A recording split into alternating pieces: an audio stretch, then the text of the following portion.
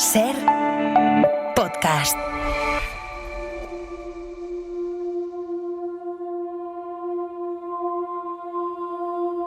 Son dos tablas pintadas por ambas caras, anverso y reverso. Corresponderían a las alas de un tríptico. Si abrimos el tríptico, la tabla central se nos ha perdido, pero si abriéramos el tríptico tendríamos a la derecha Santa Isabel de Hungría y a la izquierda tendríamos a San Pedro. Cerramos el tríptico y vemos en una grisalla coloreada, una especie de contradicción, pero es así. Tenemos por un lado San Francisco y por otro San Bernardino de Siena. En realidad es toda una iconografía muy pensada dentro de un concepto, un programa franciscano. Y esto también nos da claves en relación a lo que será el destino final de esta obra. Porque si pensamos en ese entorno de la casa de Isabel, el franciscanismo, la piedad, ese vínculo que mantuvo siempre Isabel con los franciscanos, en que educó en definitiva a sus hijos, pues todo ello va cobrando una entidad, ¿no? Aparte es Santa Isabel de Hungría, con las implicaciones que hay de una cosa hacia la otra, ¿no? Estas tablas, quizás desde mi punto de vista, lo más excepcional es esa capacidad de explicar lo divino, lo sobrenatural, en términos de cotidianidad.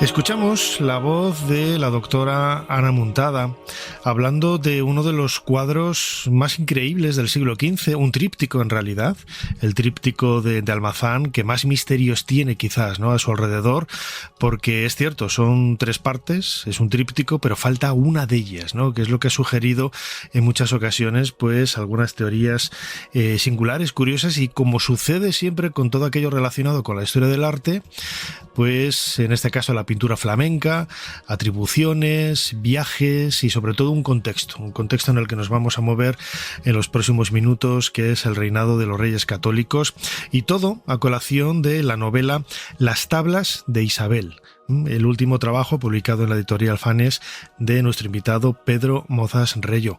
Pedro, bienvenido a Ser Historia. Pues muchísimas gracias, Nacho. Encantado de colaborar en uno de tus podcasts.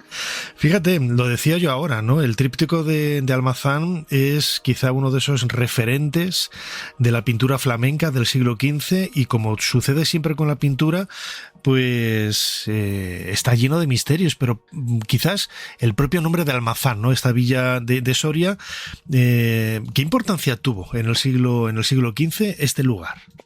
No, bueno, pues es muchísima, porque, bueno, Almazán, digamos que era un lugar estratégico, ya que estaba en línea fronteriza entre Castilla y Aragón. Entonces, claro, ambas coronas pues les venía de perlas para, bueno, pues para, digamos, empezar a instruir un poco al heredero, al príncipe Juan, que se supone que iba a heredar ambas coronas, ¿no? Entonces, bueno, pues allí establecieron una especie de mini corte en el Palacio de los Hurtado de Mendoza, y allí es donde supuestamente pues quedaron las tablas de las que estamos hablando. Bueno, la historia es muy curiosa, la verdad es que es una odisea, porque bueno, me gustaría hablar de José Ángel Márquez, que es el cronista oficial de la villa de Almazán, y que me proporcionó también mucha documentación para la novela. Y él me comentaba que estas tablas estuvieron primero en el desaparecido monasterio franciscano de Almazán.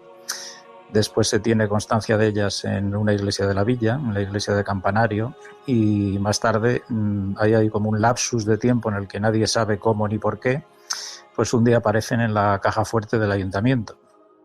Y bueno, todo empezó un poco con una, bueno, ahora que hablas de Ana Muntada, bueno, todos los años el Ayuntamiento de Almazán confeccionaba un calendario en el que aparecían distintas imágenes sobre la villa, y pues creo que en 2008 bueno, en el calendario apareció un fragmento de esta obra, del tríptico, y precisamente bueno, uno de los calendarios apareció en la Universidad Autónoma de Barcelona, y es donde Ana Muntada, bueno, pues enseguida se fijó en la imagen y dijo, por ese trazo, esta obra es probablemente de Memling, ¿no?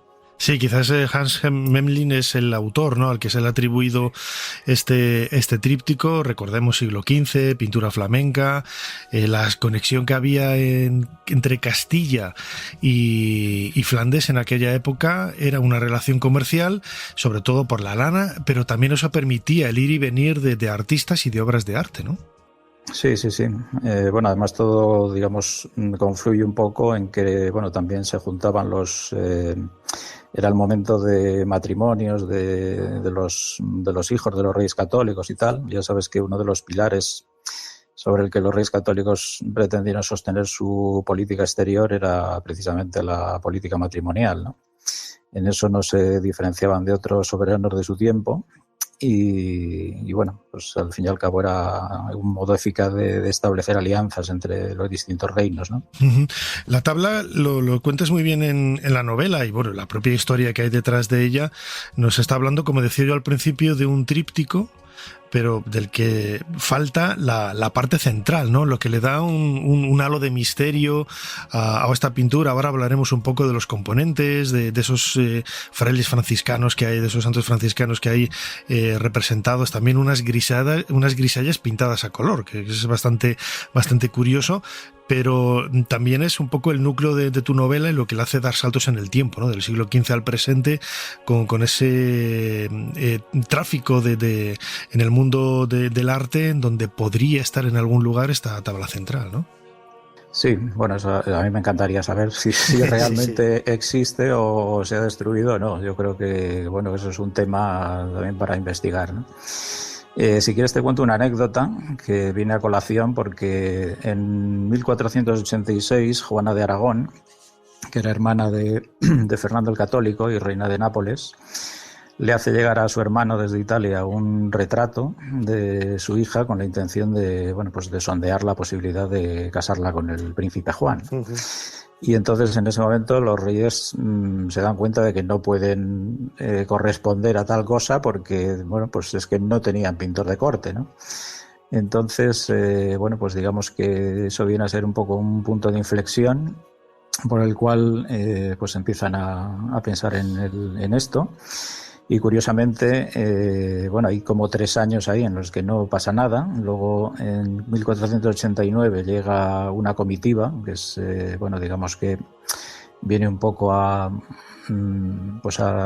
confirmar el enlace entre Catalina y Arturo Tudor, el príncipe de Gales. Y en esa comitiva viaja el que luego conoceremos aquí como Antonio Inglés, que sería el reconocido como el primer pintor de la corte, ¿no? Y luego ya vendrían en 1492 Michel Citeaux y en 1496 Juan de Flandes. Entonces Michel Citeaux es precisamente, bueno, fue discípulo de Memling, con lo cual, pues digamos que todo encajaba como para relacionar también las tablas con él, ¿no? Uh-huh. Y lo comentaba ahora, el tríptico, falta esa tabla central, pero las dos partes que conservamos, los laterales, sí, los batientes, claro, que cierran ese armario, entre comillas, ¿no?, que supone la parte central, tienen un significado muy franciscano, por así decirlo, ¿no? Están perfectamente vinculados a ellos. Sí, de hecho la reina se dice que estaba adscrita a la observancia franciscana, con lo cual pues también era otro punto de conexión para ratificar que realmente las tablas eran de Memling. Y bueno, pues como te decíamos antes, la ruta de la lana también está muy relacionada con lo que yo llamo la ruta de los corderos, ¿no? Porque también Memling pintaba muchos cuadros de San Juan Bautista, que ya sabes que es un santo al que siempre se le representa con un cordero en los brazos, sí, en los pies y tal. Entonces eso también me daba pie a contar, bueno, en fin, a hacer la trama de la novela. Uh-huh.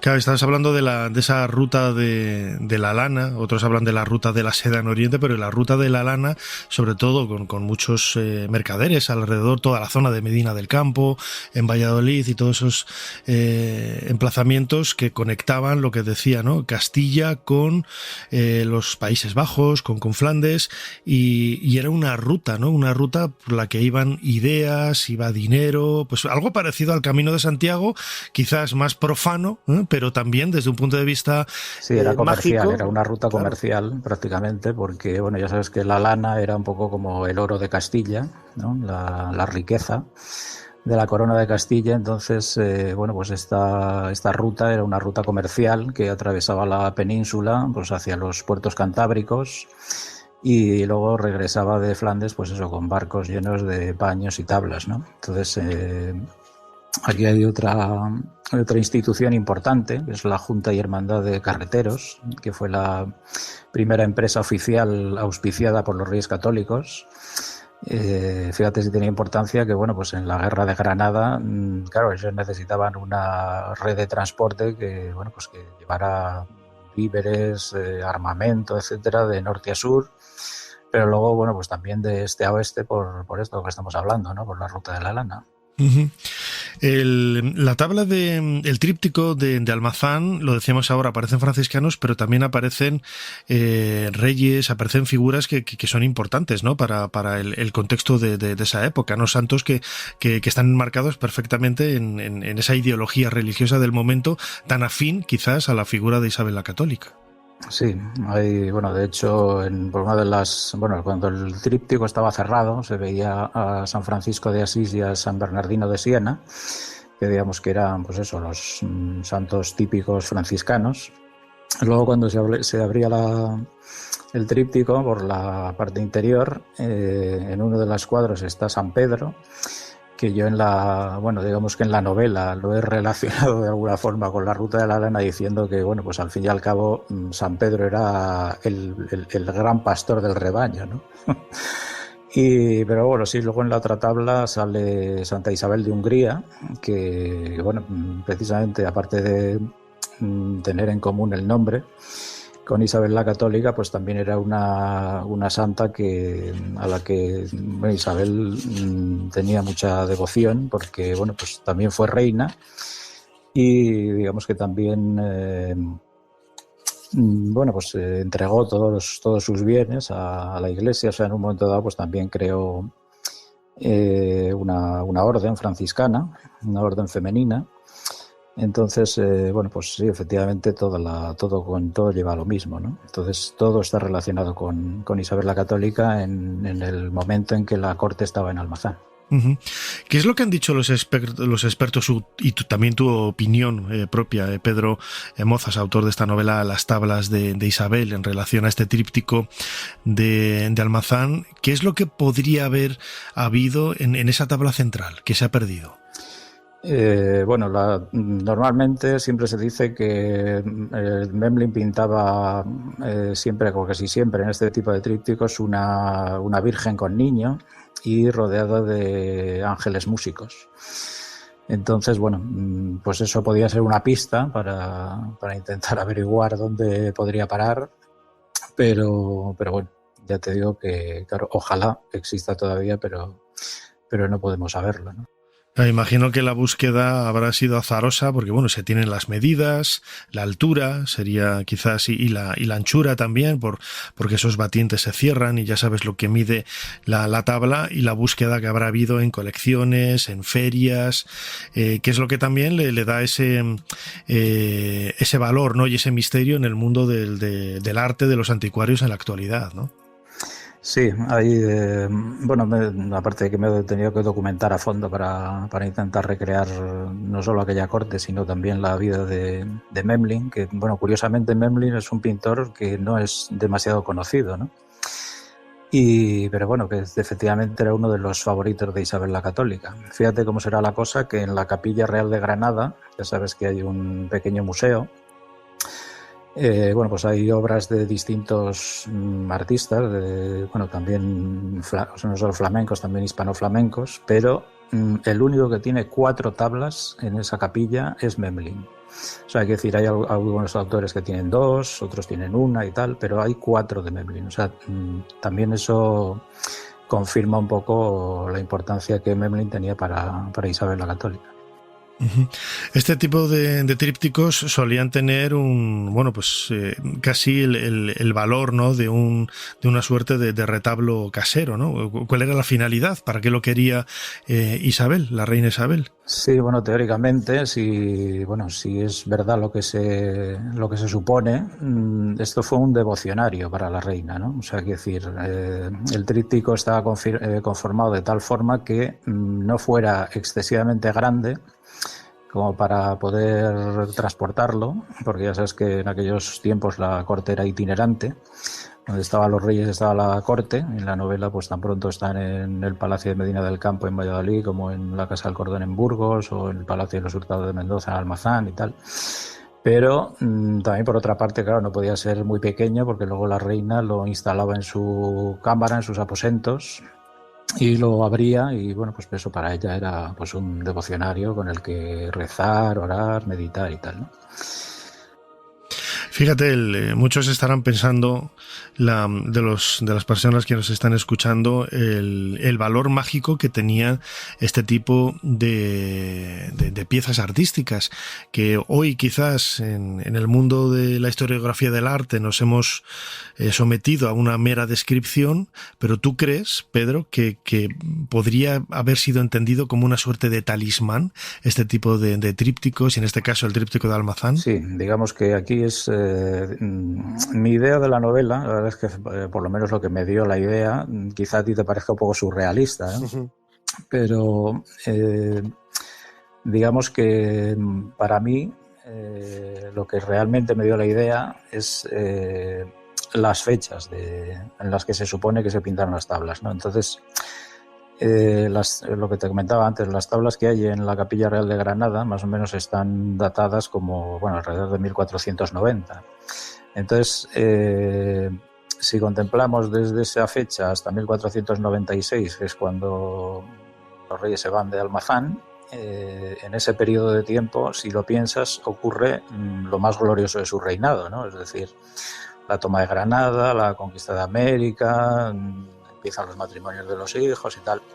Entonces, bueno, evidentemente, claro, todo es una casualidad, pero precisamente el hecho de que cuando Isabel se va de Almazán, teóricamente para despedir a Juana en Laredo y tal, pues realmente las tablas quedan allí, y es cuando realmente empiezan las desgracias, ¿no? O sea, que decir, empieza a morir desde su hija mayor, cuando da luz, el príncipe Juan después de la boda, en fin, toda una serie de desgracias, ¿no? Entonces, bueno, no deja de ser parte de la trama, y sí, es ficción, pero digamos que eso realmente me llamó la atención, ¿no? Dije, bueno, qué casualidad que en este periodo de tiempo pasa, pues eso, lo más importante del reinado, y cuando deja de tener las tablas resulta que le viene toda esta serie de desgracias, ¿no?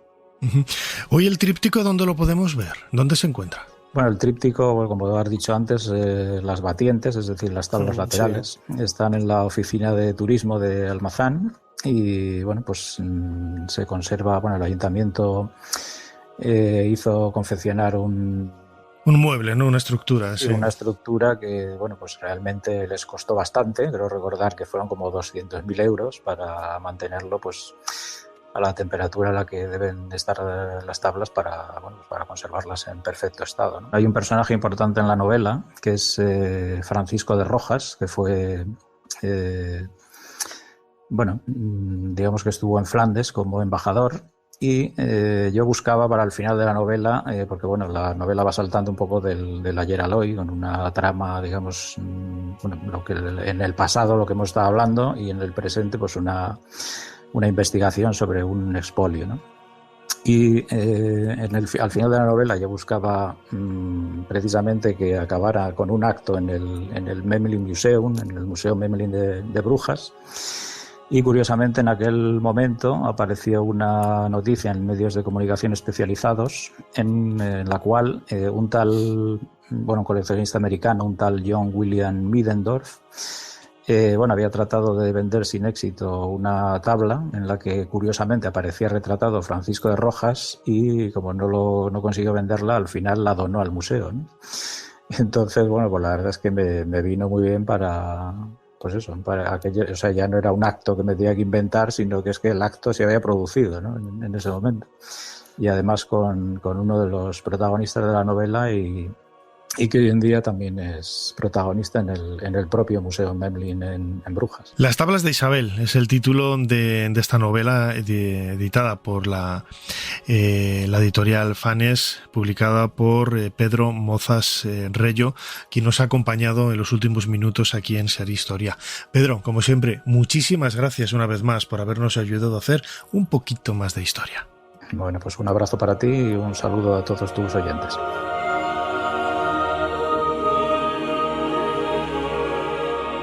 Para no perderte ningún episodio, síguenos en la aplicación o la web de la SER, Podium Podcast o tu plataforma de audio favorita.